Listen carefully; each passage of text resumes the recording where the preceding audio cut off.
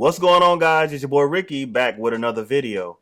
I am a current Army 25 Victor. That's a combat cameraman, and I am also an NFL photographer.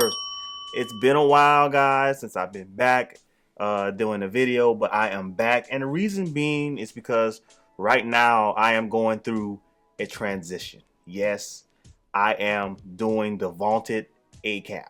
Well, now it's called Soldier for Life Transition Assistance Program. I started it on Monday. Today is Wednesday. And I'm going to just give you guys my take on it. So the first day you get there, you get all the introductions.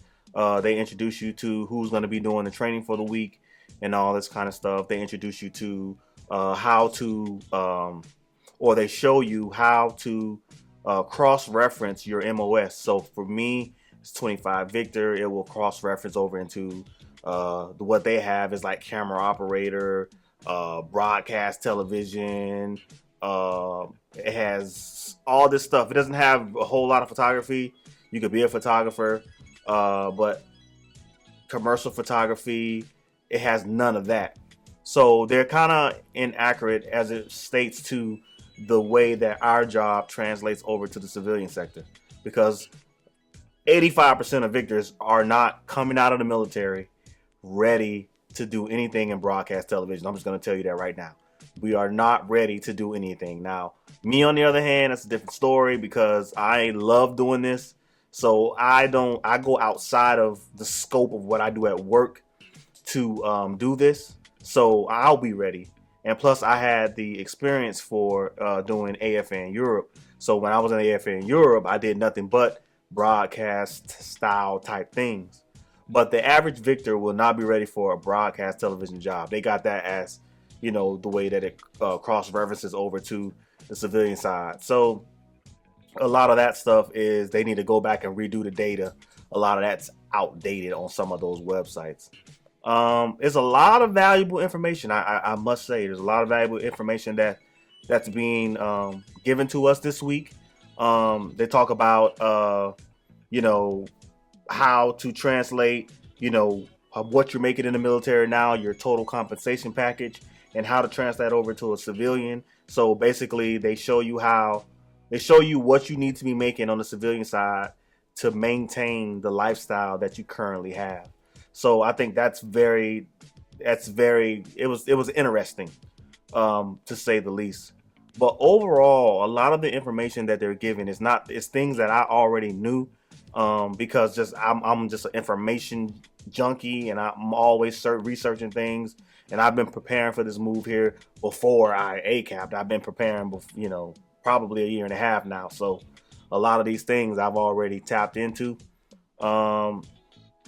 So yesterday we talked about, we did some of the things about interviewing techniques and how to, because people in the military, we have an issue. I won't say an issue, but we have a tendency to always talk in jargon because that's the atmosphere we're in. We're talking in all these military slang words and acronyms. And on the civilian side, you go up in these interviews talking all that craziness, they're not going to understand what you're saying. So you got it. So they taught us, or have been teaching us, how to get out of the military jargon into the civilian language, something that they would actually, understand.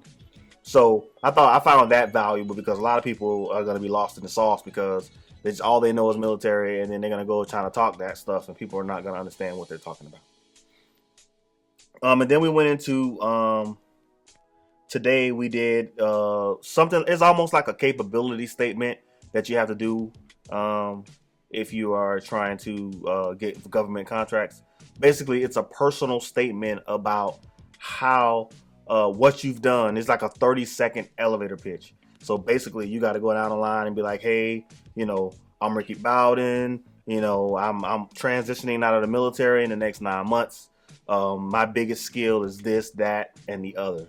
So you got to be able to spit it out in 30 seconds. When you sit in front of these people for interviews, you got to be able to do it.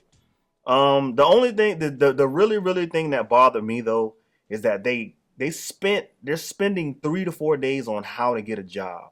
And I know a lot of people get out of the military, and that's probably what they want to do is get a job. But what about the people that want to start their own business and become entrepreneurs?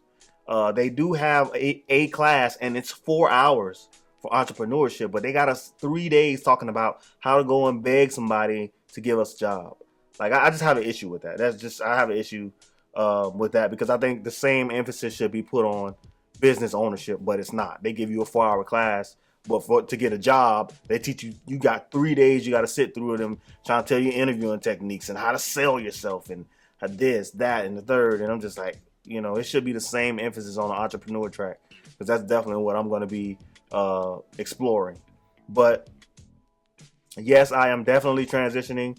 My ETS is currently February the 9th. February the 7th, 2019. And I've gotten kind of an early start. I'm like 9 months out. So I just kind of got a little bit of an early start, but not much. I think it's 10 months out, not 9. But I'm starting now, getting myself prepared and in order. But it's a lot of information thrown at you in this SFL class, this transition assistance program. There's a lot of information thrown at you.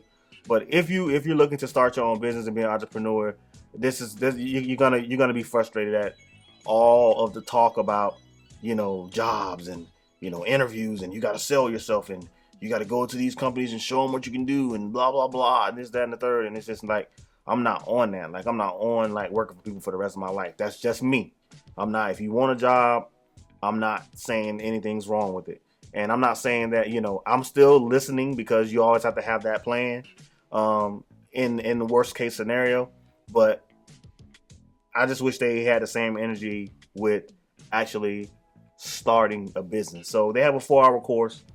They also have the Boots to Business, which I'm going to attend. And they also have how to start a franchise, which I don't really want to start a franchise, but I'm going to go and get the information and just get into the mind of business owners and how they do the processes and stuff like that. I'm pretty sure I can benefit from that.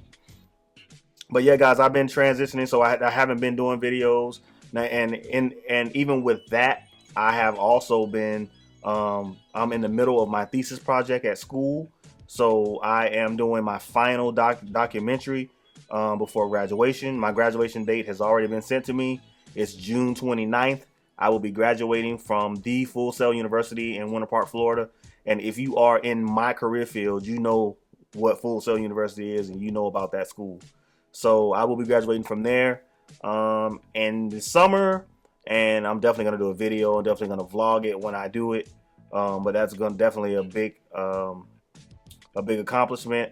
I already got my date. I got to order my cap and gown and all that kind of stuff. And I'm going to go down in the summer and to Florida and walk across the stage. I'm not doing no internet graduation. I'm going down to walk across the stage because that's a big accomplishment. Now, that's not the be all end all. You still got to be good. I don't think college is, you have to go to college. I'm not one of those guys. I really feel like these days it's a big money grab. And a lot of people have this false sense of thinking that a piece of paper is going to put them over the top. But at the end of the day, you got to have technical skills in this career field. You got to be good at what you do. And if you're good at what you do, you don't have to have no type of degree. If you're good at what you do and you have a nice reel, a nice portfolio as a photographer, you're good to go. I almost always recommend, if anybody wants to get in this career field, do not go to college for it. If you're going to go to college for marketing, because that's the biggest thing I find with people in our career field is that they have an issue with knowing how to market the skill set that they have. And so that's the big thing that's going to have to happen. You're going to have to learn how to market your skill set. So that's why I would say if you just have to go to college and you want to be a photographer, videographer, and you want to be in this career field, just take up marketing. Trust me, take up digital marketing or online marketing. Learn how to market the skill set because that's the key. Because there's a lot of mediocre photographers out there that's getting jobs, but they know how to market themselves. So personal branding is real big, especially if you're going to go as Joe Schmo photography. Personal branding is a must. You need to learn that, and you can learn that on YouTube. Period. Point blank. But I'm not going that way. I'm going more into a company way. I'm not going to be Ricky Bowden photography. It's going to be a brand name. There's a big partnership happening that I'm going to be taking in Dallas, Texas that I can't talk about at this moment. but it's already in place. So everything's set for me, what I'm going to do when I be leaving here. And it will not be trying to jump into the rat race of the federal government and all that kind of crap. That is not what I plan on doing, and I don't want to do that. If push came to shove and it was like a dire emergency, then yes, I would, but because I have a family to take care of. But at the end of the day, I'm going to hustle and do what I got to do and build my own brand for myself. And so that's the key. So again, if you guys are getting ready to go through the SFLs, the Soldier for Life Transition Assistance Program, it's a lot of valuable information there, but there's also a lot of fluff in there as well. You got to realize these guys get government contracts, so they got to make it stretch. So a lot of times they're giving you a lot of jargon and stuff that you don't even really need like that. So I would just say, guys, just if you're getting ready to go through it, it's something that you need to go through, and you got to anyway. You have no choice. You got to go through at least a week of classes. It's mandatory before you can exit the military. So I'm still going. Tomorrow is more interviews. They're gonna have people from jobs there, so we're gonna be sitting in front of companies tomorrow. So I gotta dress up, blah blah blah. So we'll be sitting in front of companies and things of that nature. I'm thinking about vlogging. I'm not sure if I'm gonna do it or not. Yeah. So I just want to get on here real quick. This is really informal and tell you guys what's been going on, why you haven't been seeing the videos. I still owe you guys a video about the second part of DIMFOs, which is basic still photography. If you haven't seen the other video I've done on the video production and documentation, I'll put the card right here. Go watch that video. That's the first leg of the 25 Victor MOS AIT school.